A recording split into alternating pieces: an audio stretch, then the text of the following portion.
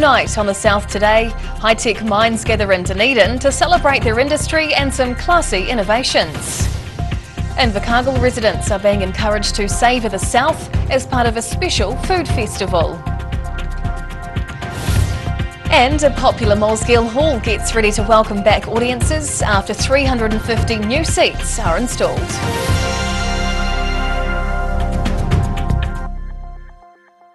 Kia ora, good evening, I'm Hannah Wilkins. Some high-tech minds have been gathering in Dunedin, along with some high-tech machines to celebrate their industry.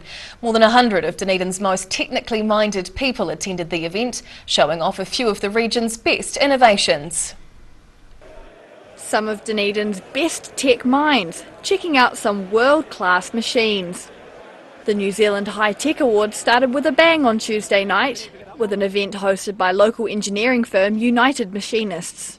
The Dunedin networking event providing a place for tech enthusiasts to share their ideas, one of 7 regional events being held across the country. The short story is the High Tech Awards are the Oscars for the New Zealand tech industry. The High Tech Awards focus on recognising the science and innovation that goes into a range of new technologies. These new innovations could help create new opportunities in the industry and get Dunedin recognised on the tech world stage. It means jobs, it means international recognition, it means that we can continue to attract talent to Dunedin by putting us on the map, and ultimately it's huge for our community. Dunedin firms submitted 10 entries to this year's awards, including a camera gimbal, prosthetic hands, and a scale model of $1 billion campus development in China. Tech entrepreneurs hope this event will inspire other like-minded Dunedinites to get creative and help keep the industry growing in the regions. Dunedin commonly gets forgotten because Dunedin's so quiet. We need to be un-Dunedin-like and be more vocal about what we're doing. The finalists are being announced today for the National High Tech Awards, to be held in Christchurch in June. In Dunedin, the South today. Dunedin's CBD swelled with visitors today, here enjoying 2 major events in the city. Shuttle buses are working to ease congestion as fans of ageing rocker Sir Rod Stewart rub shoulders with cricket goers, catching the Black Caps against Sri Lanka. 78-year-old singer Rod Stewart is on tour with 1980s hitmaker Cyndi Lauper. The pair will take the stage tonight at Forsyth Bar Stadium in front of tens of thousands of fans. Meanwhile, the Black Caps cruised to an easy 9-wicket victory against Sri Lanka in a T20 match at the University Oval this afternoon, chasing down a target of 142 runs in just 15 overs. The City Council is encouraging motorists to avoid the north end of town and instead take advantage of park and ride services from St Kilda or Mosgiel, or shuttle buses from the Octagon.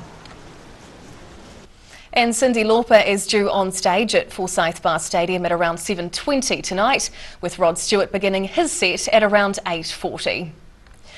Well, the spotlight is on Southland flavours this month as a southern food festival dishes up some regional flair. Locally sourced gastronomic delights are being served up with pride in cafes and restaurants across Invercargill. Mouth-watering sights in the kitchen of the Batch Cafe, with this dish proudly cooked completely using local produce. The eatery's one of a number of local businesses taking part in this year's Savour the South festival. It's a month-long promotion aimed at celebrating the best of Southland's hospitality industry, ranging from culinary delights and local brews through to comfortable nights and stunning views. I love the idea of using Southland produce and getting everything as local as possible, help promote small producers and suppliers, and just really get everyone behind it and try and really push our region of food. The festival was initially organised by Hospitality New Zealand to help boost the Southland industry in the wake of COVID-19. Savour the South is now into its 3rd year, serving up a smorgasbord of choice. Wilkes believes it also challenges people to think local. Yeah, I think it's a good concept, it's a good idea, and it really makes other cafes and restaurants think outside of the box and really be conscious of what's going on with food down here and what's around. The festival began in March and continues through until the end of April. And alongside well-known local fare like bluff oysters, Stewart Island salmon and fine venison, there's also dishes featuring locally grown blueberries, saffron, pickles and honey. For customers, it's the neighbourly focus that is a highlight for many. We do get lots of good feedback on our made in Mirihiku and Savour the South dishes. The people really love the idea of it, and everything's local, and yeah, so it's real good. Meals like this helping draw in more local diners over the rest of the month. In Invercargill, the South Today. Bad news today for mortgage holders. The Reserve Bank has put its foot to the floor, raising the official cash rate by 0.5% to 5.25%. The increase was above the expectations of most banks. Governor Adrian Orr cited the effects of Cyclone Gabrielle and the flooding in Auckland as reasons for the hike. He says inflation is also still too high, while strong demand for employees continues to outpace the supply of workers, putting pressure on wages and salaries. The official cash rate is now at its highest level since 2008 during the global financial crisis. Well, a popular community space which has hosted events on the Taieri for more than a century has been given a makeover. Coronation Hall has been given a number of upgrades, including new seating, thanks to a partnership between the venue's trust and the City Council. Fresh red seats and bright new lighting, helping breathe new life into this old community town hall. Coronation Hall in central Mosgiel has been given a major revamp, adding new seats for patrons and new wheelchair-accessible sections, as well as new stage curtains. Ian Chalmers is custodian of the Mosgiel Coronation Hall Development Trust, and Chalmers worked with the Dunedin City Council to fund the renovations. He's now excited for the Taieri community to see the upgraded venue. We've got brand spanking new seating in all the way up here. We've got new lighting up the aisles, so you can actually see on the when you're walking up and down the aisles. It's got the new lettering on the aisles, all once again all lit up by LED lighting. It's nice and easy to see. The hall was originally built to commemorate the King's coronation back in the 1930s, before being converted into a cinema a few decades later. In more recent times, Coronation Hall has been used as a community and performance space for local groups. New and slightly wider seats have been installed across the hall, replacing the old seating, which was up to 60 years old. So it's made the hall a lot better for us and the customers who come in here. The hall's been a popular spot for performers, hosting regular theatre shows, along with tap, dance and singing competitions. Basically, this hall is used every week right throughout the year, so it's not money spent on something that's not going to be used. It's definitely going to be used because every week we have shows in this hall. Now that the renovations have been completed, Coronation Hall is preparing to reopen to the public for its first event back tonight. In Mosgiel, the South Today. Whaiakane, still to come on the South Today. Some keen hunters celebrate British traditions at an Otago farm, and a history lesson literally drives up to the door for children at one Gore school.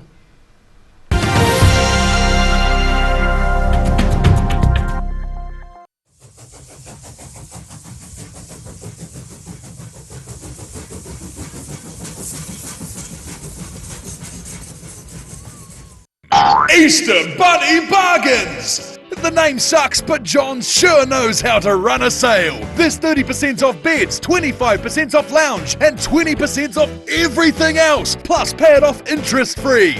Easter Bunny Bargains! This long weekend at John's Furniture Warehouse, Stafford Street, and online at mymatejohn.co.nz. Where did you get that furniture from?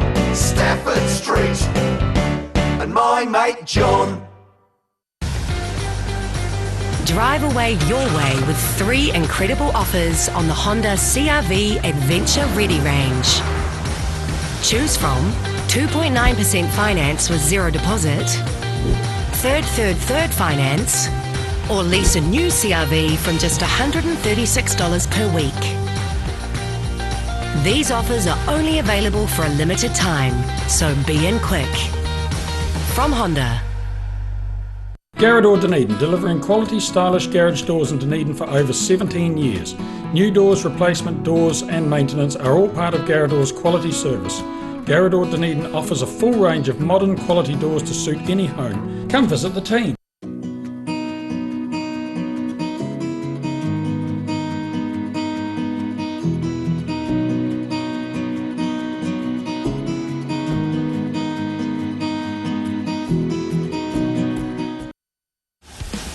Aero, used by Australia's top bowlers with their unique Z-scoop grip that redefines the game. Machined with robotics for unparalleled accuracy, Aero, same line, every time. If you're at risk of developing melanoma skin cancer, you owe it to yourself to have a mole map. Mole map is coming to your area. Phone today to make an appointment. It could save your life.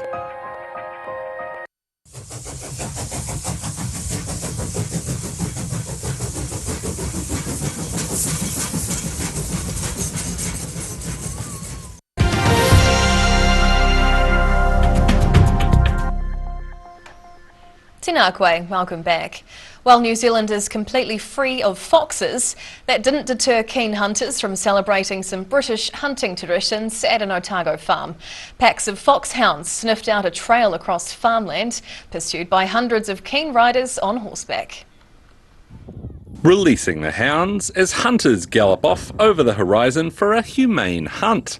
The Otago Hunt Club is celebrating its 140th Jubilee with a week-long program of rides, hunts and social events. Around 250 horses and riders gathered at a Blackrock farm inland from Dunedin for the pursuit. The hunt master for the events insists New Zealand's lack of foxes is no obstacle. So we let the hounds go, we pick up a scent, we have the huntsman and we hope the hounds stay together and we hope they follow one scent and we hope they go right where we want to jump. Nicely prepared fences. Riders travelled from across the country and from overseas to enjoy the thrill of the chase, with the occasional refreshment break. We go hooning behind them and everyone just has a good time. Every now and then we'll stop and then the flasks come out and everyone's very social and chatty. The club are continuing the fun tonight with a huntsman's ball at Wingatui Racecourse, followed by a final hunting event tomorrow in Pukerangi. In Dunedin, the South today. A school history project has rolled into life in Gore this week. Pupils from East Gore School couldn't believe their eyes when a parade of classic cars parked up for a hands-on history lesson. Taking a stroll through some automotive history, these pupils from East Gore School getting the chance to check out a lineup of motoring classics. 15 vehicles made a pit stop in the school's car park this week, covering more than a century of design as part of a class project on transport history. The event was organised by a few of the school's teachers who say the kids were delighted with the hands-on learning experience. Yeah, it's been very exciting and as you can see the kids are full of beans and full of questions, and it's nice for them to be able to see old and new in the same place. Viewing the cars side by side, pupils were quick to catch on to the changes in both form and function over the years. I learnt that some old cars have different lights and they all are different shapes and sizes, and some of them have like not proper roofs and some of them are really old. The cars were driven in by members of the local community, keen to share their prized vehicles with the younger generation. In Gore, the South today. And now recapping tonight's top stories on the South today. High-tech minds gathered in Dunedin celebrating their industry and checking out some local innovations. Invercargill residents are being encouraged to savour the South as part of a festival of regional food and locations. And Mosgiel's Coronation Hall is ready to welcome back audiences after renovations, including 350 new, wider seats. And now we'll look at what's happening in tomorrow's ODT, and we welcome the editor Barry Stewart. Hello Barry. Hello Hannah, how are you? I'm great. What can we expect in the paper? Well, it's kicking off with a disappointing story. Long established Dunedin foundry Gultech is closing in May with a loss of 13 jobs, so that's another manufacturing blow to the city. We also have coverage as former Prime Minister Jacinda Ardern says farewell, so we have coverage of that and then the editorial as well. Yep. And we have a look at the big Wednesday in Dunedin, which was jam-packed apparently. Yeah, still is. So Black Caps versus Sri Lanka, of course, and the Rod Stewart concert tonight at the stadium, so we have a look around that. Lovely, we look forward to that wrap-up. Okay. Thank you for sharing this evening. And time now for a look at the weather. The South Today weather, proudly brought to you by MoleMap, the skin cancer detection specialists. Looking at the situation, a cold southwesterly airstream will cover the region tomorrow, but ease during the day with a period of high pressure and fine weather arriving to kickstart the long weekend. Heading to the top of the South Island, southwesterlies and fine with 19 up in Nelson tomorrow, similar in Greymouth with a high of 18, and Christchurch will be warm too with 19 degrees ahead of some late showers. Travelling to South Canterbury and North Otago. Fresh winds with showers through here, up to 19 in Ashburton, 17 in Timaru, and just 15 with those southwesterlies and rain in Oamaru. Heading westwards to the Central Lakes. The southwesterlies continue through here too with mild temperatures. Wanaka and Alexandra both head for 17, while Queenstown can expect a windy but clear 16 degrees. Heading further south, well, showers on and off through here with cool winds hanging around too, up to 14 in both Gore and Balclutha, while the Catlins reaches 13 degrees tomorrow. And down to the deep south. Wet and cloudy with gusty winds tonight, dropping to 9 overnight. Tomorrow expect more of the same. Showers, sun at times and strong cold southwesterlies. The high will be 13. And Friday brings fine and sunny weather with light westerlies and up to 15 degrees. And finally heading to Dunedin. Cool winds with some cloud as it drops to 9 degrees tonight. Tomorrow's very windy with southwesterlies and cloudy skies will bring a few showers and a high of 14. And Good Friday's looking good. Light nor'easterlies and clear skies with a cool high of 15 degrees. And that's the news this Wednesday. For the latest news and videos from the southern region, head online to odt.co.nz. Follow Channel 39 on YouTube to catch our bulletins on demand, and find the South Today NZ on Facebook to watch our favourite local stories. And coming up after the break, Football Chat returns for the 2023 season, looking at the year ahead, including the FIFA Women's World Cup. We'll see you again tomorrow. Ka kite o popo.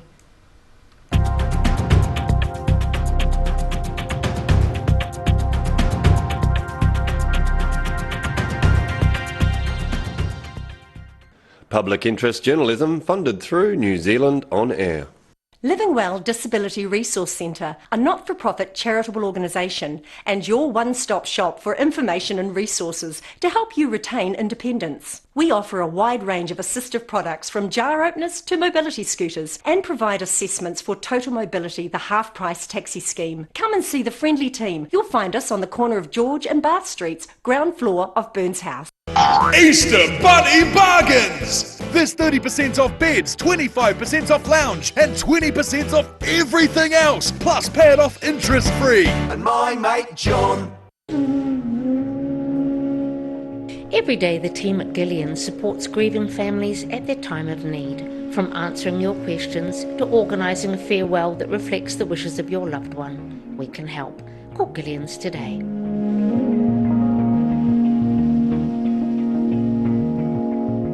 If you're at risk of developing melanoma skin cancer, you owe it to yourself to have a mole map. Mole map is coming to your area. Phone today to make an appointment. It could save your life.